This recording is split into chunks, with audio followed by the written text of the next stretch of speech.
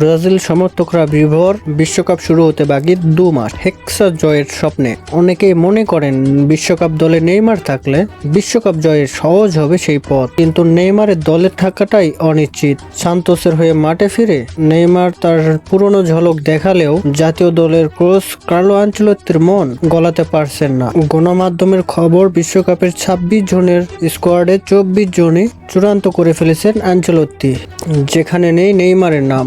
Italian এই কোচের দর্শন স্পষ্ট, নাম নয়, ফিটনেস আর রিডমই শেষ কথা। ইনজুরির কারণে 2023-এর অক্টোবরের পর থেকে নেইমার হলুদ জার্সিতে মাঠের বাইরে, আর এই বছর সান্তোসের হয়ে খেলেছে মাত্র 6 ম্যাচ। মূলত ফ্রান্স ও ক্রোয়েশিয়ার বিপক্ষে 2 ইতি ম্যাচে যেই স্কোয়াড মাঠে নামিয়েছেন কার্লো, সেখান থেকে বেছে নেবেন বিশ্বকাপের দল। ব্রাজিলিয়ান সিরিয়ায় রেমোর বিপক্ষে সান্তোসের সবশেষ ম্যাচে 2-0 গোলের জয়ে নেইমার ছিলেন দলের প্রাণভোমরা। নিখুঁত অ্যাসিস্ট আর আক্রমণ ভাগের নেতৃত্বে দিয়ে বুঝিয়েছেন পায়ের ধার এখনো কমেনি, কিন্তু বিপত্তি বেঁধেছে অন্য জায়গায়। সেই ম্যাচেই হলুদ কার্ড দেখে গুরুত্বপূর্ণ ম্যাচে সাসপেন্ড হওয়ায় আনচেলত্তিকে পরখ করার সুযোগটা সীমিত করে দিয়েছেন এই ফরোয়ার্ড।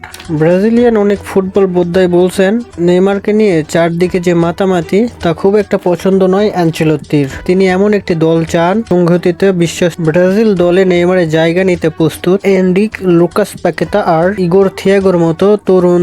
আনচেলত্তি চান গতিশীল এক আক্রমণ ভাগ, যেখানে নেইমারের মতো একক তারকার উপর নির্ভরশীলতা কমিয়ে আনা হবে। তবে নেইমারকে ব্রাজিলের খাতায় ফেলা মানতে পারছেন না রোনালদো, নাজারিও, কাফু কিংবা রোমারিওর মতো কিংবদন্তিরা। ব্রাজিলের সবশেষ বিশ্বকাপ জয়ের নায়ক রোনালদো, নাজারিও সরাসরি বলিয়েছেন নেইমারের মতো কারিশমাতিক খেলোয়াড় নেই ব্রাজিল দলে। তাই আনচেলত্তিকে অনুরোধ করেছেন নেইমারকে ব্রাজিল দলে রাখতে। আগামী 18 মে বিশ্বকাপ দল ঘোষণার কথা ব্রাজিলের।